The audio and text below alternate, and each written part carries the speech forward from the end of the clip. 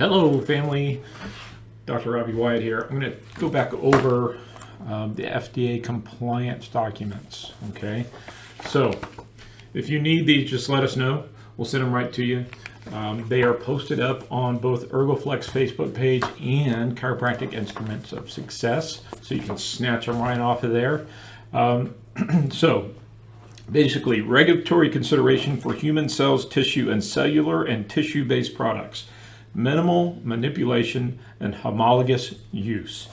What in the world does all that mean? Basically, you have to have a minimally manipulated tissue, okay? And it needs to be used homologously, all right? So, real simple, if you have a structure such as fat or adipose, okay? Adipose is a connective tissue, and it's also considered a cushion.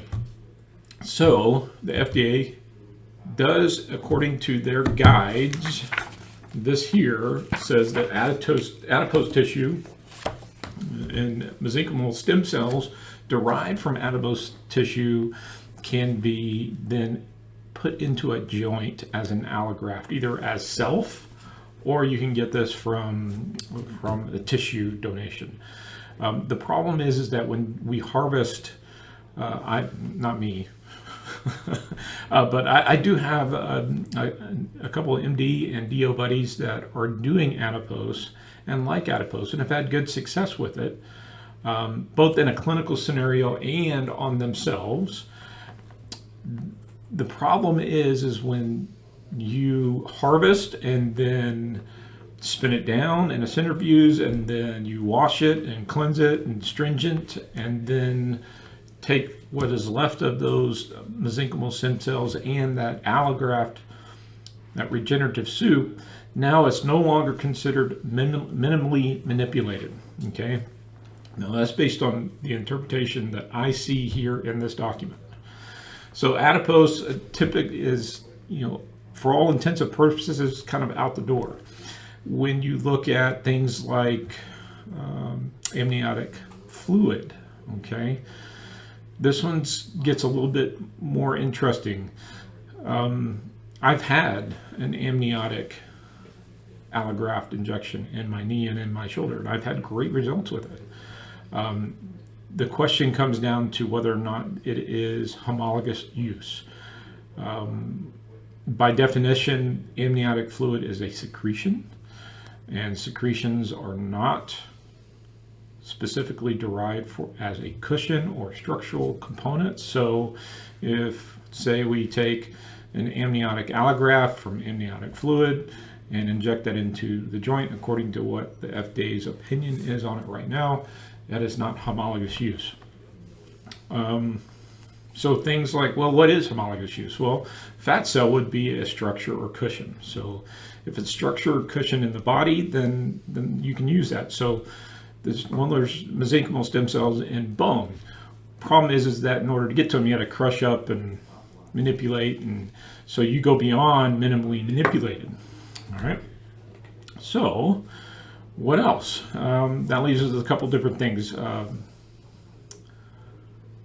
So cord is where we start looking at next.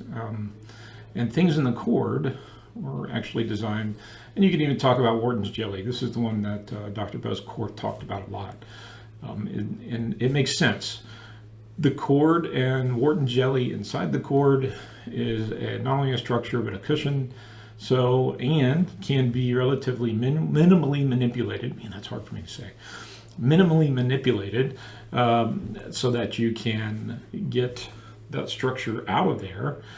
That allograft now is more of a regenerative soup of structures that you can now put back into a knee joint or a shoulder or a hip or whatever you want to do with that.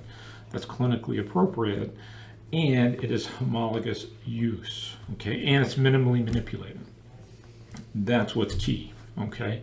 So again, I urge you, if you're considering doing this, or you are already doing it and you're using a product that you're not absolutely sure about, because I really thought I was up on my game. I went to the facility, I did all the homework, I did all my research on my own. And when Buzz came out and showed me this, boy, I really didn't like what he was telling me at first. It took me about a day. It was like, this sounds like a sales pitch, the way it came off.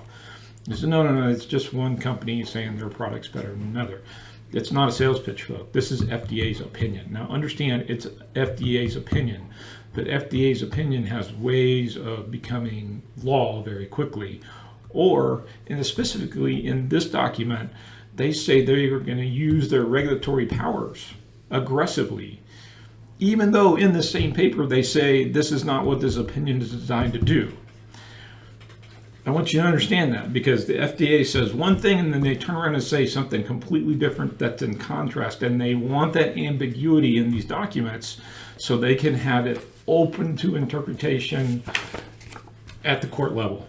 Not only the court level, appellate level, appeals level, so on and so forth, all the way up to the Supreme Court, because this can be argued in 1,000 different directions. So please, please, please, if you are doing this, or you're seriously considering wanting to do this, or if you're outsourcing to a facility that is doing this, make sure that those facilities are being homologous in use and minimally manipulated, okay? Because I'd hate for one of my patients to come back on me. I sent them to this place and something bad happened to them.